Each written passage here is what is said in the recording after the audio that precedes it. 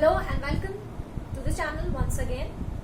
So students, we were dealing with the sets. I have already told you few of the things which are included in your content, class 11. Few things which were not included in my previous videos, now I am going to share it with you. So the first topic that we are going to do is intersection of the sets. This I have not uploaded in the previous video, so now we are going to do this intersection of sets. Now what is intersection, dear students? Suppose I have two sets. I have a set A which has 1, 2, 3, 4, 5. Suppose these are the elements. And I have one more set B which has 2 and 3. 2, 3, 7, 9. These are the elements. Now intersection means the common elements. If I say I have to find A intersection B, this is the symbol of intersection. And inverted U is the symbol of intersection. Like we have for union, we make a U, the complete U, and for intersection the reverse of it we are doing, so the inverted U. So A intersection B will be those common elements which appear in both the sets. Like 2 is appearing here and 3 is appearing here. So these two are the common elements. This is your intersection. So intersection of sets means the common elements you have to write. So intersection only asks you about the common elements. Now, one more set is there which is known as the universal set.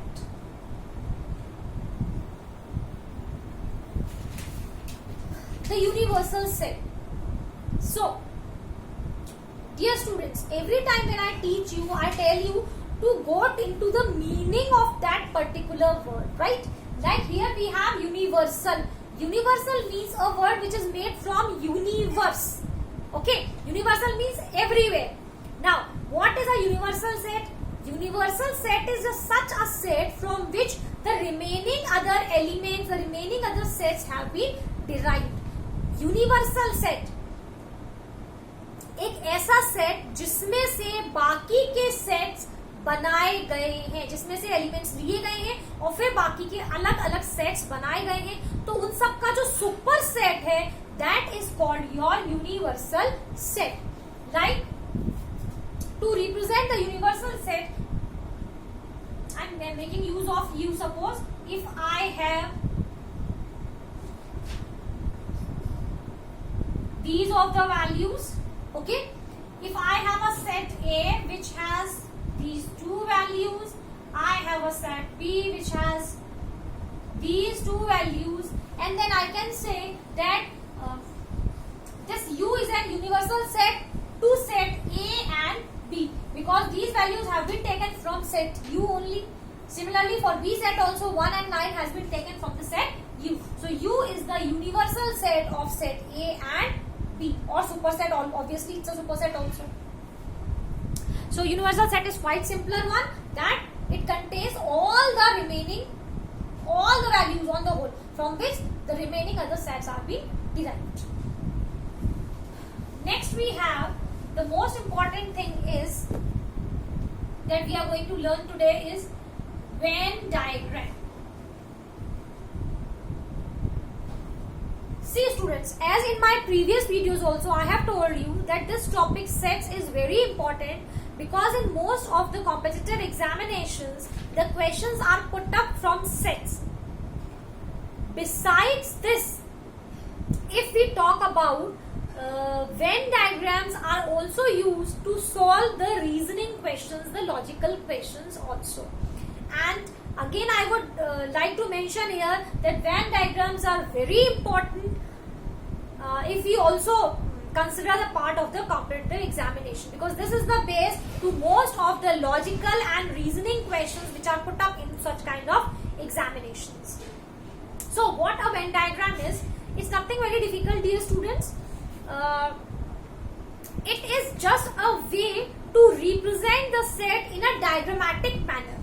Till now you have learned the sets and seen that sets we are representing in the form of in the roster form, in description way, many more we have learned, tabular way, and the elements or the sets, they are enclosed in the curly braces.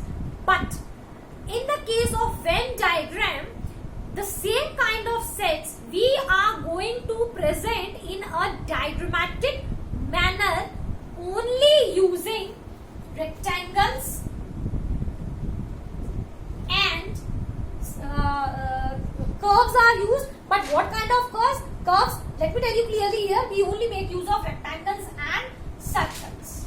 Okay, apart from these, you will not find any other figure to represent the Venn diagrams. And why it is named as Venn diagram? Because it is named after the English logician who has given the logic of Venn diagrams. His name was John Venn. So John Venn has given the concept of the Venn diagrams.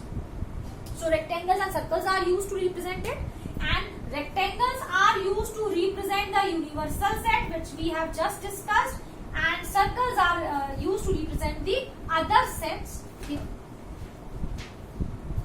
Okay, so if this is a circle, this is a rectangle which represents the universal set, I can write here U, and this is your set A and this is your set B. Like, how can we, this is somewhat, this is the structure of the universal set, the set A and set B.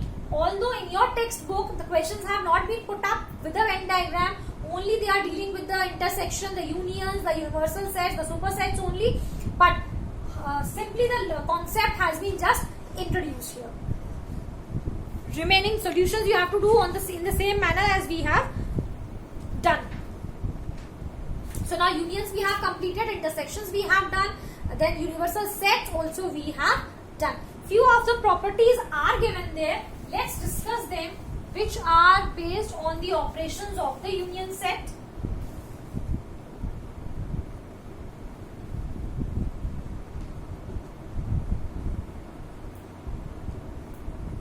These are few of the properties on the union set. The first property is A union B is equals to B union A. This is your commutative property that everybody of you know. This is commutative, or you can say commutative law. This everybody is aware of. If you take A union B or if you take B union A, it does not make any difference.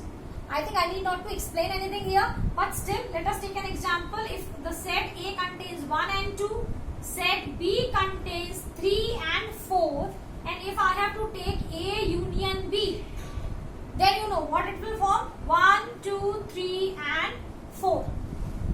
Similarly, if I have to take B union A, then also the elements are going to be the same. So this is the commutative property of union of the sets. The second property says A union B union C is equals to A union B union C. So dear students, again, as we have done our commutative law, similarly this is your associative law. This is your associative law. A union B we have already taken. Let me take set C here also. Let's suppose it is 9 and 10. So A union B we have 1, 2, 3, 4, and with these values I have to unite set C. So what will be the values? It will come out to be 1, 2, 3, 4, 9 and 10. Okay, and B union C we have to take on the other hand. If you take B union C, so you will get here 3, 4, 9 and 10, right? B union C, and then these have to be united with the set A, so it gives you 1, 2. So dear students, you can see that both are equal, so it also justifies the associative law. Moving on to the next law.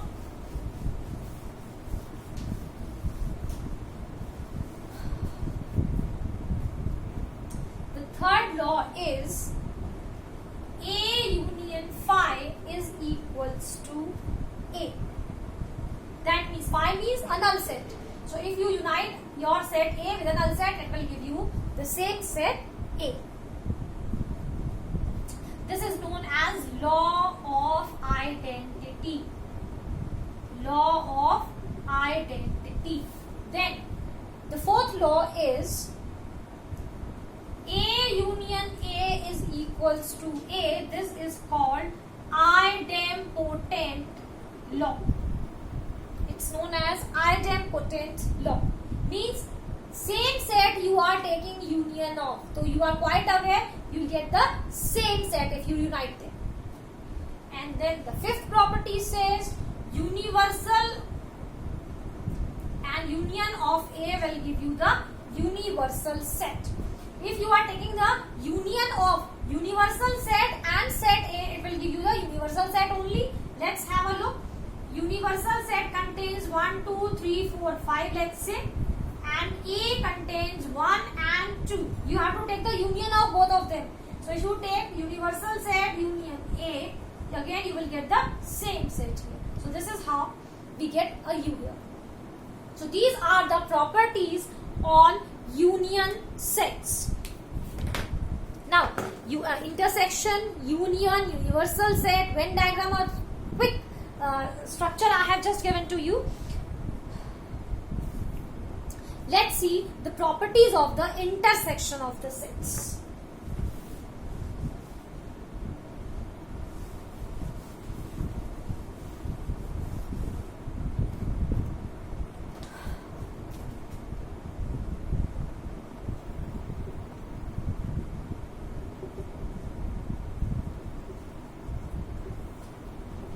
The first property. It is again the same. A intersection B is equals to B intersection C. Sorry, B intersection A. Sorry, A. It is commutative. So as just I have explained you it, everybody of you can find out that this justifies the commutative law. Second, we have the associative law. So A intersection B intersection C will give you A intersection B intersection C. So it also justifies the associative law.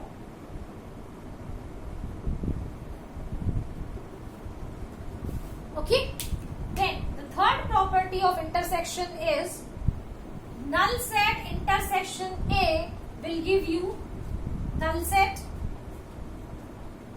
and universal set intersection A will give you a A, because you have to take the intersection. Intersection is null set and A set common. तो क्या common आएगा? कुछ भी common नहीं है, क्योंकि null set के साथ हम ले रहे हैं तो नल सेट आ जाएगा. Similarly if you will take intersection of universal set and A, क्योंकि हम कॉमन ले रहे हैं तो इन दोनों सेट्स में जो कॉमन आएगा वो क्या होंगे? वैल्यूज होंगे जो सेट A को बिलोंग करेंगे. सो A. This is actually the law of phi and U. Then fourth we have A intersection A. So as you know very well, again you will get A. So this is called idempotent law. Just we have done the unions. This is your idempotent law. And then fifth we have is A intersection B union C gives you A intersection B union A intersection C, which is your distributive law.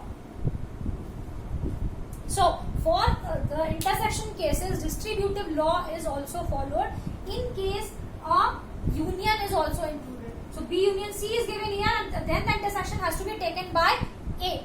So what you will do? We will have A intersection B union A intersection C. So this is distributive law.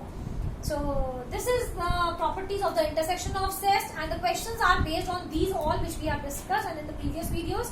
So I hope these properties, this explanation is going to help you out in solving your exercise 1.4 from NCERT. And if you find any problem, feel free to ask me in the comment box.